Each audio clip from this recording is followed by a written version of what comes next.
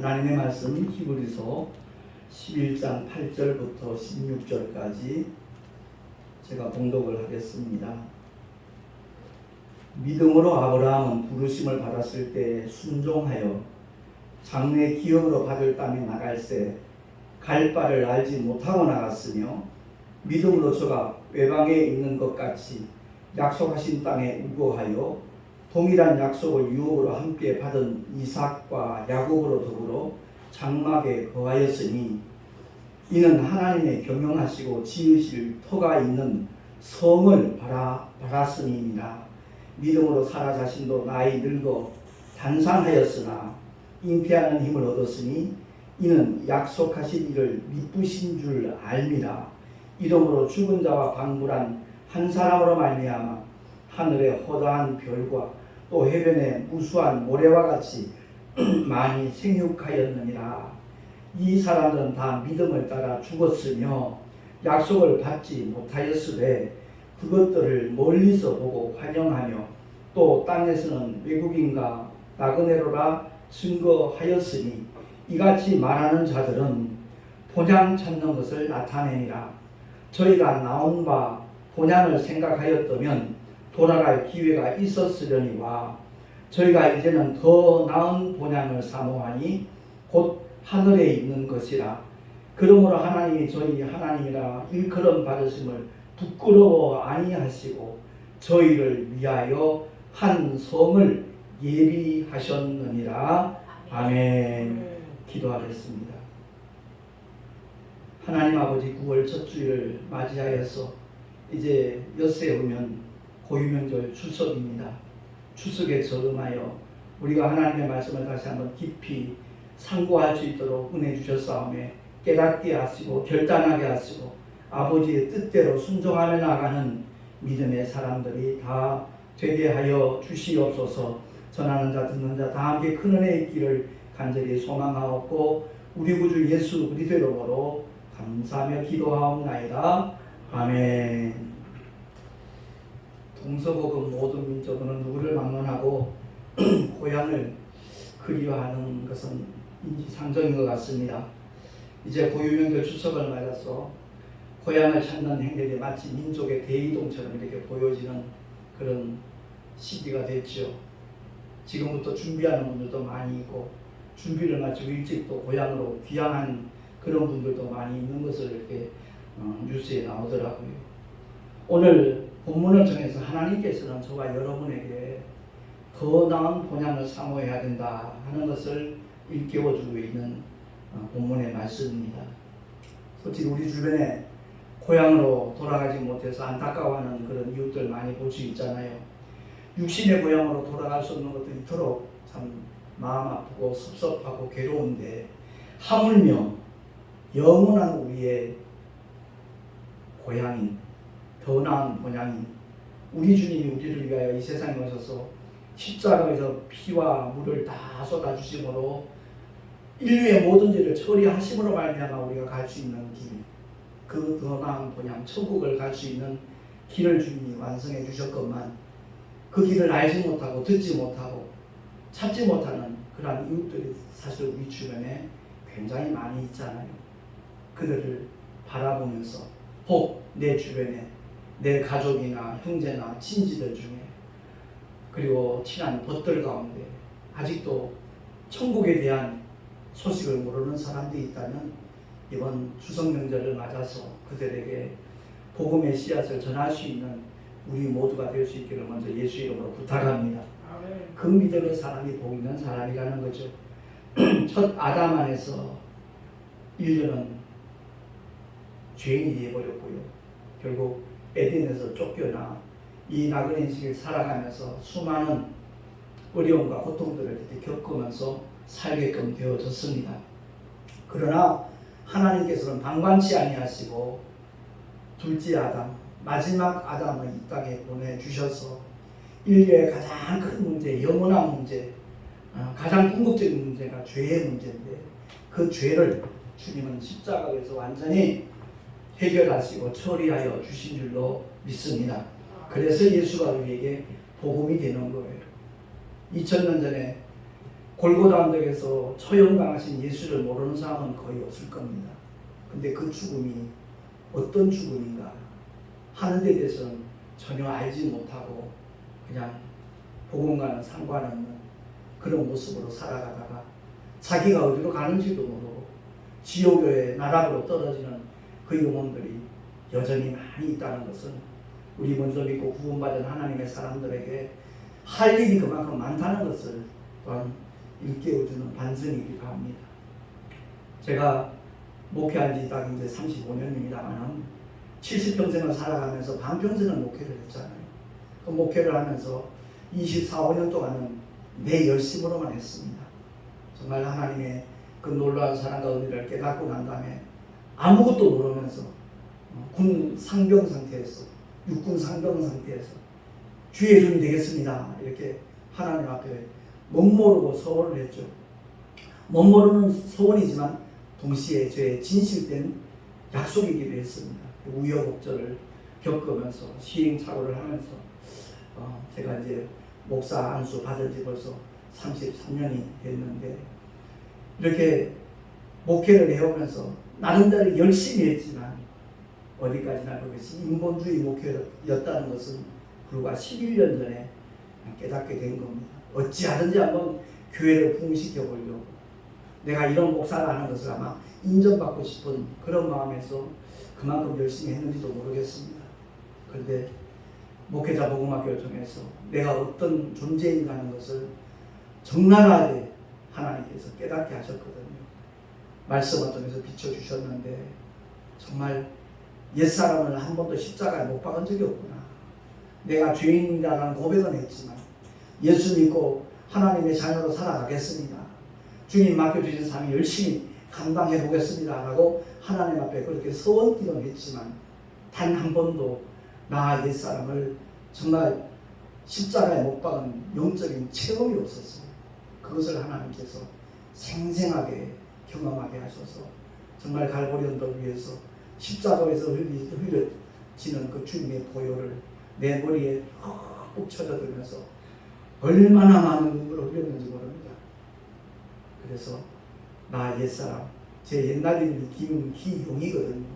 터기자 용용자. 용의 터라는 이름을 가지고 하나님 일을 했다는 그 자체가 참 코미디였잖아요. 24년간 그렇게 목회를 하던 사람이 개명을 했지요. 발을 정자 도우자. 저 나름대로 의미는 그겁니다. 오직 성도들을 돕되 말씀과 기도로 도와야 되겠다.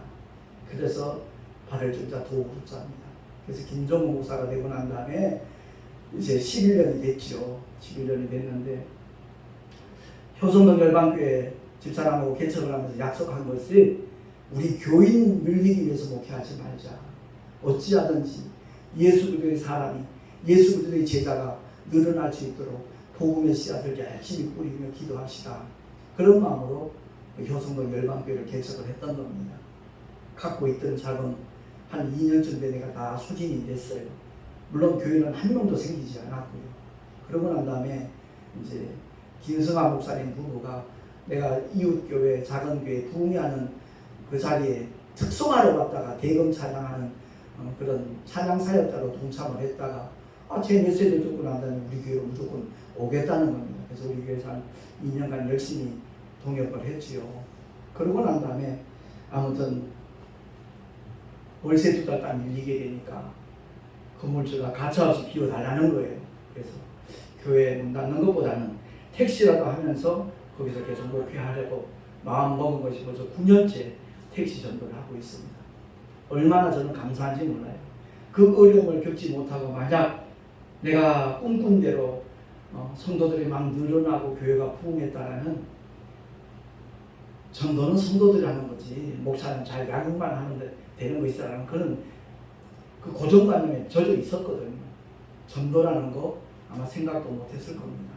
근데 현실의 문제를 택시라는 매개체를 통해서 아무튼 복음을 전하면서 계속 그 교회에서 목회할 수 있겠다라는 그런 생각으로 택시 전도를 시작했던 것인데 9년 동안 하나님께서 베푸신 은혜는 이루 말할 수가 없습니다. 제 아내와 제가 정말 그 점에 대해서 얼마나 감사한지 몰라요. 생각지도 않은 빌라 사택도 주셨지요. 뭐 이런저런 간증을 하자면 한이 없을 겁니다. 그래서 제 개인적으로 더욱 감사한 것은 그 어려움을 통해서 정말 내가 새로운 목회로 전환할 수 있었다는 것, 내 목회의 터닝 포인트가 됐다는 것 너무나 감사하고, 제가 9년 동안 택시 안에서 만난 영혼이 13만 명에 이릅니다. 그들 중에 누가 예수 믿고 구원받을지 저는 전혀 가능할 수 없지만 늘 위하여 기도하는 것은 그 복음의 씨앗이 뿌려져서 정말 뿌리를 내리고 싹이 나고 잎이 피고 꽃이 펴서 똑같은 열매를 결실할 수 있기를 늘 기도하고 있으니까 그 일을 이루실 분은 오직 그분밖에 안 계시잖아요. 주님밖에 아니 계시기에 저는 언제나 기대하면서 주님께 기도하고 있을 따름입니다. 어쨌든 주님이 이 죄의 문제를 처리하기 위해서 종의 형체를 입고 이 땅에 오셨고 십자가 위에서 그 온갖 수모와 고통과 괴로움을 다 참고 견디신 것은 그 앞에 있는 즐거움을 위해서 십자가를 참으셨다고 했잖아요.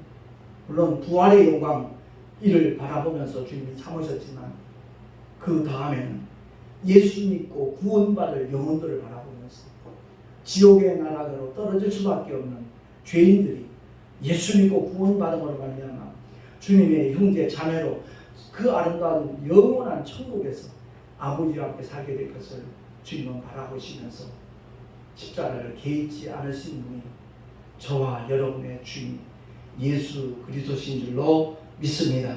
결국 기독교 신앙이 뭡니까? 죄의 문제를 처리받는 것이고 결과적으로 더 나은 본향을 찾는 사람들이 기독교 신앙인들인 겁니다.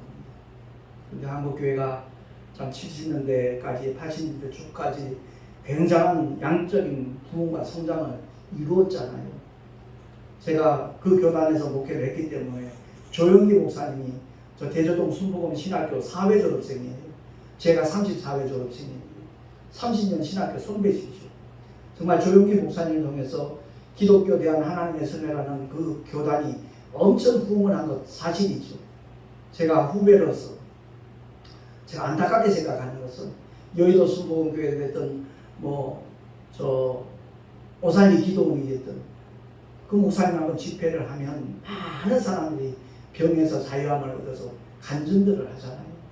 내가 간암 말기였는데 오늘 목사님께 안수 받으면서 그 암덩이가 쏟아졌고 깨끗하게 나았습니다. 할렐루야. 그러고 간증하는 사람들 굉장히 많았잖아요.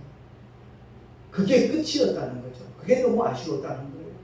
소경 거지 바디메오가 주님을 만나고 난 다음에 눈을 떴습니다. 그러고 난 다음에 모든 것을 버려두고 주님을 쫓아갔거든요. 가난에서 나았건 폐병에서 나았건 어떤 질병에서 나았건 그 나았으니까 하나님께 할렐루야 영광 돌리는 거 그것까지는 좋은데 그 다음에 삶이 주님과 동행하도록 만드는 삶이 이렇게 이루어지지 못하는 그런 부분들이 많다 보니까 오히려 예수 믿는 사람 때문에 하나님의 영광이 가려지고 복음의 길이 막혀지는 그런 현상들이 일어나고 있어서 그 점에 대해서 너무 안타까운 마음을 사실 갖고 있거든요. 제가 캐톨릭의 추기경이 세상을 떠났을 때 대한민국 온 국민들이 애도를 표하는 그런 광경을 목격하면서 이 기독교 우리 개신교에서도 정말 하나님의 신실한 종이 세상을 떠나시면 소천하시면 그런 현상이 일어날 수 있을 텐데 그 중에 대표적인 인물이 조영기 목사님이 아니겠는가 내심 그런 마음을 갖고 있었거든요. 근데 그 목사님의 말로가 참 안타까움을 금치 못하는 그런 일들이 이렇게 발생하다 보니까 목회자 한 사람으로서 굉장히 아쉬움이 큽니다. 어쨌든 중요한 것은 예수께서 이 땅에 오신 목적은 죄의 문제를 해결하기 위해서입니다.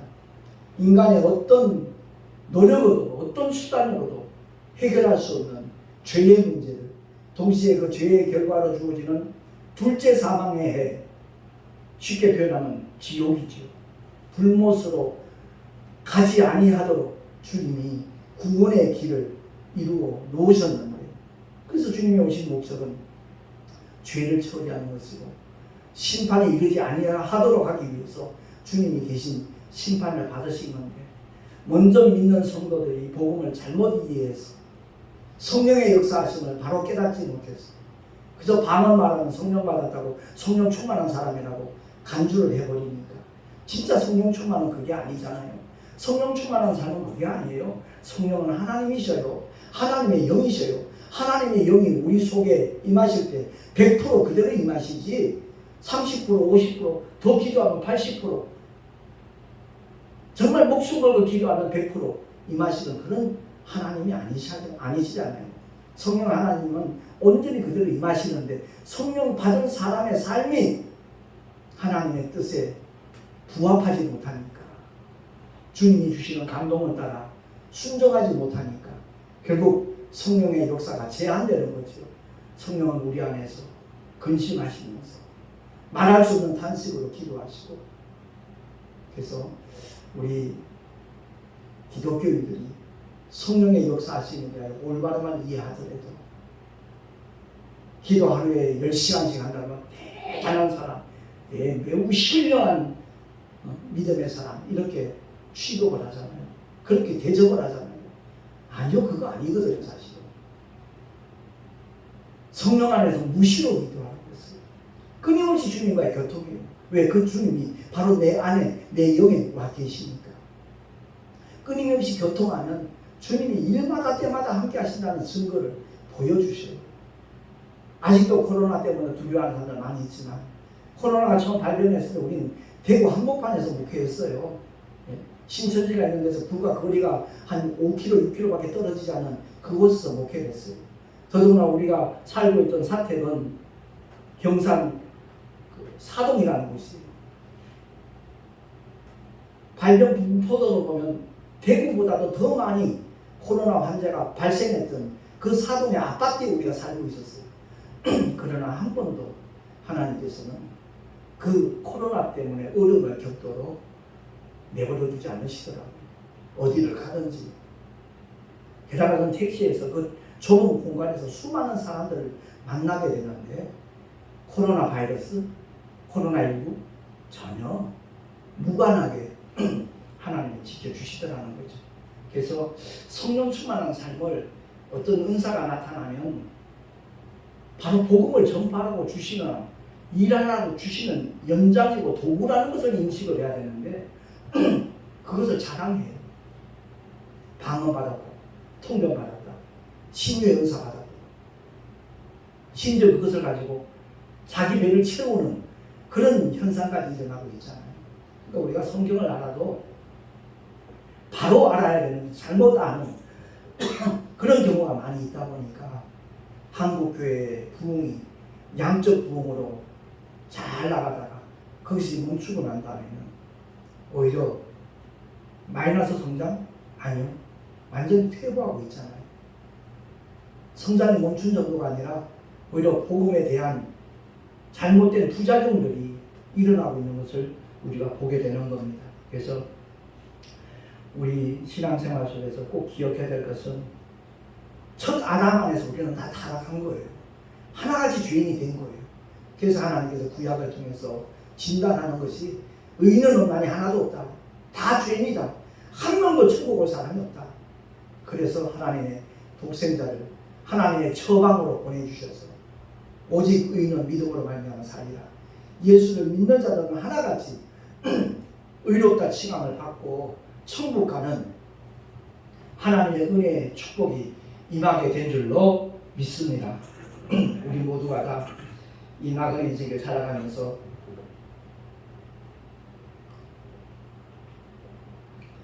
살려주는 영으로 오신 예수 그 주님을 바로 알고 바로 믿고 바로 의지해서 주께서 맡겨주신 사명을 정말 온전히 감당할 수 있는 하나님의 사람으로 살아갈 수 있기를 예수 이름으로 축원합니다. 주보에 나와 있듯이 고린도전서 15장 45절 우리 한 목소리를 합독합니다. 시작. 마지막 아담은 살려주는 영이 되었나니 아멘. 첫사람 아담은 산영이 되었다는 거죠. 결코 소멸되지 않는 영적 존재가 되었다는 것을 창세기는 우리에게 말씀하고 있거든요. 근데 마지막 아담은 첫 아담이 산영은 산영인데 죄를 가진 순간에 천국을 못 가고 영원히 지옥에서 살 수밖에 없는 존재가 되었다는 것을 사도 바울은 일깨워 주는 겁니다. 그래서 허물과 죄로 죽었던 우리를 살려주기 위해서 하나님의 독생자가 살려주는 영으로 우리에게 임하셨다는 거죠. 그래서 그 주님이 친히 말씀하시기를 요한복음 14장 주보에 나와 있어 합독합니다. 시작. 내가 곧 길이요 진리요 생명이니 나로 말미암지 않고는 아버지께로 올 자가 없느니라. 아멘. 아버지와 아들은 하나입니다. 간혹 성경을 인용을 하면서 어떤 목사님들이 그러더라고요. 내가 곧 길이요 진리요 생명이 나로 말미암지 않고는 아버지께로 갈 자가 없느니라. 아니요, 갈 자가 아니라 올 자가 없느니라. 아버지와 아들은 영원히 하나이기 때문에 아버지께로 올 자가 없느니라. 주님은 그렇게 일러주셨습니다. 많은 사람들이 눈에 보이는 이 가시적인 세상 때문에 영원한 하나님의 나라에 대해서 미처 인지도 못하고 감각도 없이 인생을 마치는 자들이 너무나 많거든요. 그래서 베드로가 이와 같이 일깨워 주잖아요. 베드로 전서 2장 11절 주어에 나와 있습니다. 한 목소리로 합독합니다. 시작. 사랑하는 자들아, 나그네와 행인 같은 너희를 권하노니 영혼을 거스려 싸우는 육체의 정욕을 제어하라. 아멘. 수제자 베드로도 주님의 십자가의 고난 앞에서 3번씩이나 주님을 부인하는 일생일대의 오점을 남겼잖아요. 그가 깨닫고 난 다음에 성령이 오시고 난 다음에 정말 성령이 오신 목적이 무엇인가에 대해서도 전하지만 그 성령을 선물로 받는다고 일깨워줬잖아요. 왜? 우리 노력과는 우리의 행위과는 무관하다는 거죠. 주님이 피 흘려 죽어 주심으로 예수 그리스도의 이름을 믿고 침례를 받는 순간 성령 하나님이 임하실 수 있는 조건이 갖춰지기 때문에 성령을 선물로 받으리니 라고 일깨워줬고, 한때 지상학원을 꿈꿨던 베드로였지만 그가 성령이 임하시고 난 다음에 그와 같이 고난한 거잖아요. 우리 모든 인생은 다 이 세상을 잠시 사는 나그네와 행인 같은 존재라는 것을 일깨워주면서 결단코 영혼을 거슬러 싸는 육체의 정욕, 우리가 제어하지 아니하면 넘어질 수밖에 없고 실패할 수밖에 없고 시험에 들 수밖에 없다는 것을 일깨워주고 있는 겁니다. 그러니까 성령의 소욕과 육체의 소욕은 늘 상반되잖아요. 성령의 충만을 받은 사람이 어떻게 사느냐? 바로 성령을 쫓아 행할 때 결단코 세상이 감당할 수 없는 믿음의 길, 승리의 길을 걸어가게 되는 줄로 믿습니다. 아울러 베드로 후서 3장 7절 말씀 합독합니다. 시작. 이제 하늘과 땅은 그 동일한 말씀으로 불사르기 위하여 간수하신 바 되어 경건치 아니한 사람들의 심판과 멸망의 날까지 보존하여 두신 것이니라. 아멘. 이 말씀의 전반전에 보면 바로 노아의 홍수를 언급을 하면서 똑같은 하나님의 말씀으로 심판과 멸망의 날까지 동일한 말씀으로 불사르기 위해서 간수하여 줬다는 거예요. 우리가 보이는 하늘과 땅 영존할 것 같지만 결코 영존하지 않는다는 것을 지적을 해주는 겁니다. 그러니까 눈에 보이는 세계, 잠깐의 세상, 잠깐 보였다가 영원히 사라질 세상. 지금 이 지구상에 있는 모든 국가가 보유하고 있는 TNT를 한꺼번에 폭발한다면 이 지구가 10번도 더 소멸되고도 남는 그런 화력을 각국 나라들이 보유하고 있다는 거죠. 이 하나님의 말씀과 절대 무관하지 않아요. 마지막 때 정말 하나님의 심판이 임하는 날, 예수 그리스도를 통하여 심판에 이르지 아니하는 복음의 사람, 성령의 사람, 말씀의 사람, 하나님의 사람이 된 사람들을 제외하고는 하나같이 그 멸망으로밖에 귀결되지 않는다는 것, 우리가 기억을 해야 될 것입니다. 그래서 화재 현장에서 빠져나오지 못하는 사람들 보며 발을 동동구리 매입하는 사람들 있잖아요. 그거보다 더 심각한 문제가 예수 안 믿고 이 지구상에 머물고 있는 사람들이에요. 영원히 꺼지지 않는 불못으로 던지워질 텐데, 그들을 보고도 이 마음이 아무렇지 않다면 그 사람의 믿음을 한번 체크해 봐야 될 거예요. 베드로후서 3장 12절에서 13절 시작. 하나님의 날이 임하기를 바라보고 간절히 사모하라. 그날에 하늘이 불에 타서 풀어지고 체질이 뜨거운 불에 녹아지려니와 우리는 그의 약속대로 의에 거하는 바 새 하늘과 새 땅을 바라보도다. 아멘. 그렇습니다. 여기 제가 우리 인간은 성경에 의해서 존재론적인 면에는 영혼과 육체로 나눠지지만 기능적인 면에서는 영과 혼과 육으로 나눠집니다. 이 영은 하나님과의 관계입니다. 아담 안에서 범죄함으로 말미암아 하나님과 단절됐던 우리들이거든요. 왜? 이 죄 때문에. 죄가 영 속에 들어왔기 때문에. 근데 우리가 이 세상 사는 동안에는 이 영이 살아있든 죽었든 상관이 없습니다. 이 세상 사는 데는 전혀 지장이 없습니다. 왜? 나 혼이거든요. 혼이 납니다. 인격입니다. 지정의만 있으면 얼마든지 이 세상 살아가는데 공부도 할 수 있고 노력도 할 수 있고 결단할 수도 있고 느낄 수도 있고 전혀 지장 없어요. 그런데 분명히 언젠가 한순간에 흙으로 돌아가거든요. 육체는. 왜? 하나님께서 창조 질서의 법칙으로 그렇게 만드셨으니까. 그러니까 전도서 한번 찾아보도록 하겠습니다. 전도서 12장 7절입니다. 솔로몬이 우리에게 고백하며 권면하는 메시지거든요. 12장 7절입니다. 시작. 흙은 여전히 땅으로 돌아가고 신은 그 주신 하나님께로 돌아가기 전에 기억하라. 그래요. 우리의 육체는 흙이에요. 이 흙이 땅으로 돌아가는 순간이 와요. 그런데 그 속에 담겨있는 우리의 영이, 이 영을 주신 분이 하나님이잖아요. 생기를 불어넣어 생명이 되게 하셨다고 그랬어요. 그 영이 하나님께로 돌아가기 전에 누구를? 창조주 하나님을 기억하라. 그 창조주 하나님께서 친히 육체를 입고 이 땅에 오셔서 인류의 모든 죄와 허물을 다 처리하신 그 주님을 기억하라는 거죠. 그 주님을 믿고 의지하라는 거죠. 아울러 다니엘서를 통해서 우리에게 메시지를 전합니다. 다니엘서 12장 3절입니다. 찾아서 같이 한번 합독을 하겠습니다.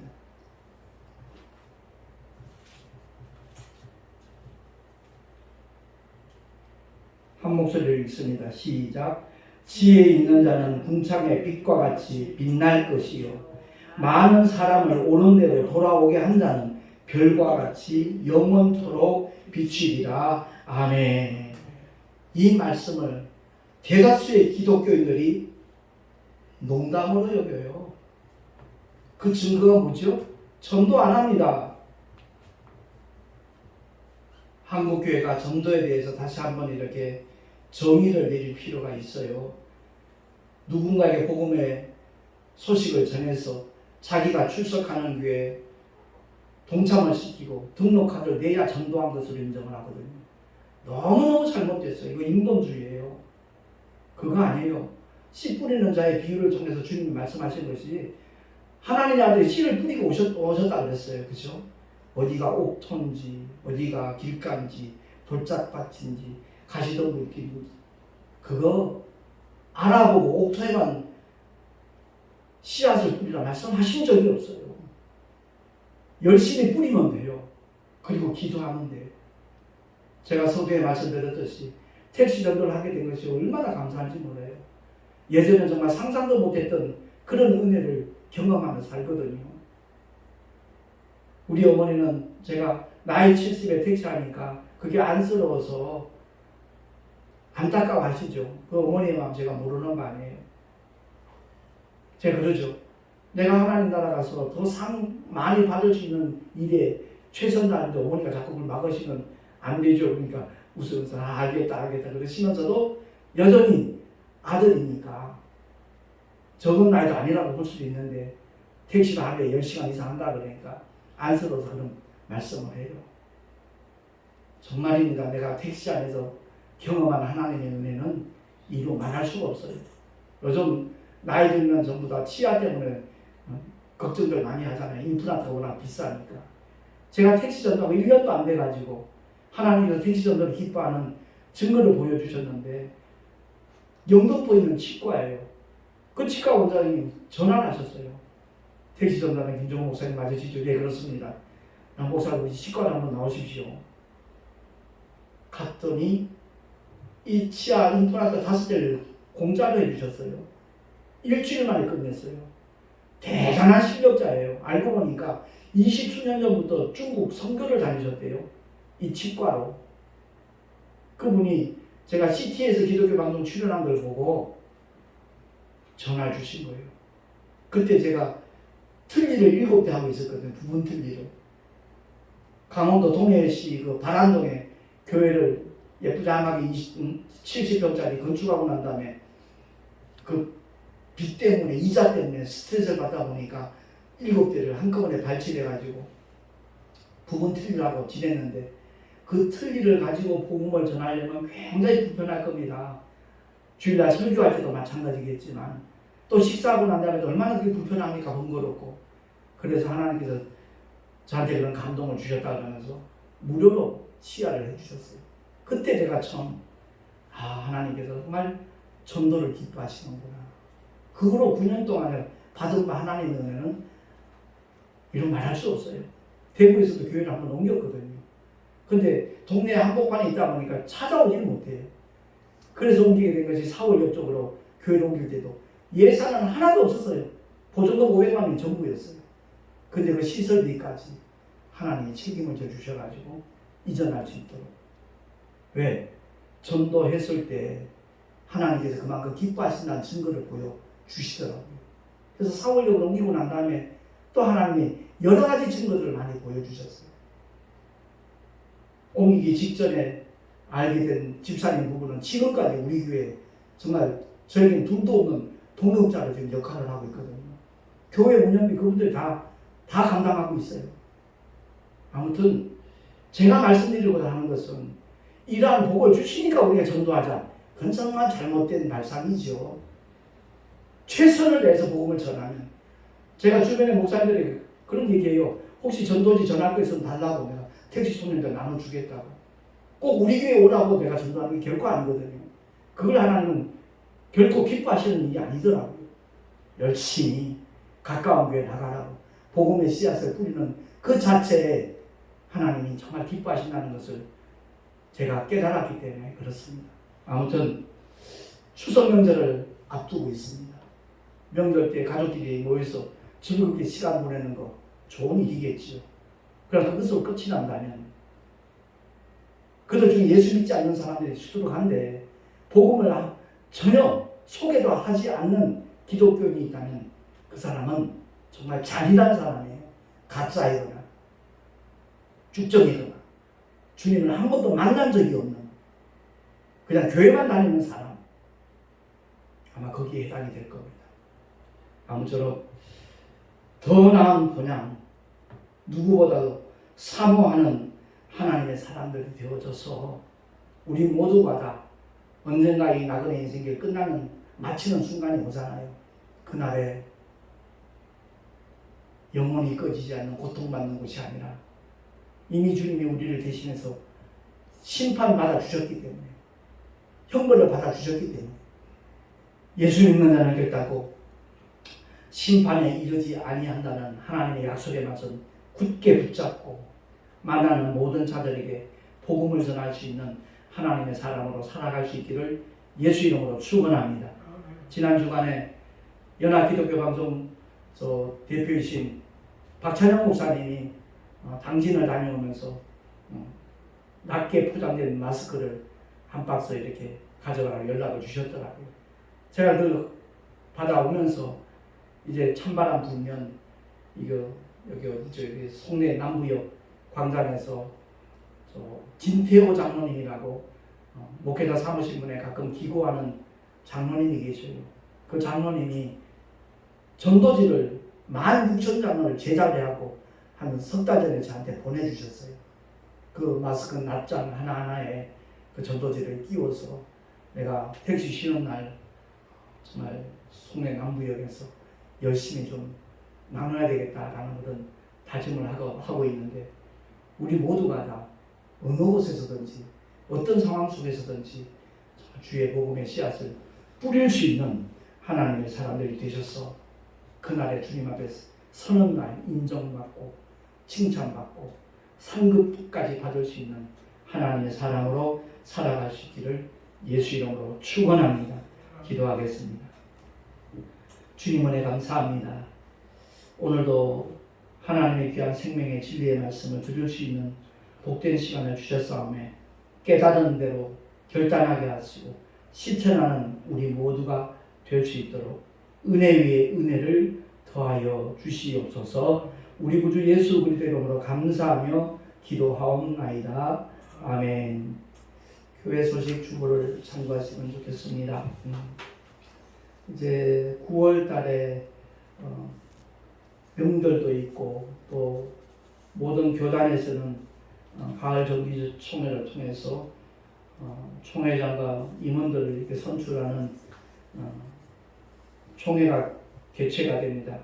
우리 교단도 9월 19일 날 총회가 열리는데 하나님께서 쓰실 수 있는 그런 주의 종들이 임원진으로 구성이 되어져 가지고 우리 합동동신총회가 더욱더 도약할 수 있도록 부흥하며 성장할 수 있도록 하나님 역사해 달라고 꼭 기도해 주시면 참으로 고맙겠습니다. 유튜브 동영상 보신 다음에 좋아요 눌러주시면 큰 힘이 되겠습니다. 제 드린 예물 위해 잠시 기도하고 축도로 예배를 마치도록 하겠습니다. 거룩하신 하나님 아버지 은혜를 감사합니다. 주님을 예배할 때마다 기도하며 준비한 예물들 드린 손길들마다 은혜 위에 은혜를 더하시고 하늘의 상급으로 쌓여지게 하시고 무엇보다도 영혼을 살리는 일에 아름답게 쓰임받을 수 있는 예물들이 되게 하여 주시옵소서. 삶의 터전 위에 함께 하시고 일마다 때마다 주님이 함께 하신다는 믿음의 증거들을 확실하게 지속적으로 주님 보여 주시옵소서. 우리 구주 예수 그리스도 이름으로 감사하며 간절히 축복하며 기도하옵나이다. 아멘. 이제는 우리 구주 예수 그리스도의 크신 은혜와 하나님 아버지의 놀라우신 사랑하심과 보혜사 성령 하나님의 내주교통 인도하심과 축복하심이 추석 명절을 맞이하여 만나는 모든 가족, 친지, 형제들에게 주의 복음의 씨앗을 뿌리려 결단한 하나님의 사람들 머리 위에 그 가정과 자녀들과 경영하는 모든 일들과 삶의 자리 위에 또한 주께서 피로 값주고 세우신 주님의 모든 교회를 위해 지금으로부터 영원토록 함께 있을지어다. 아멘.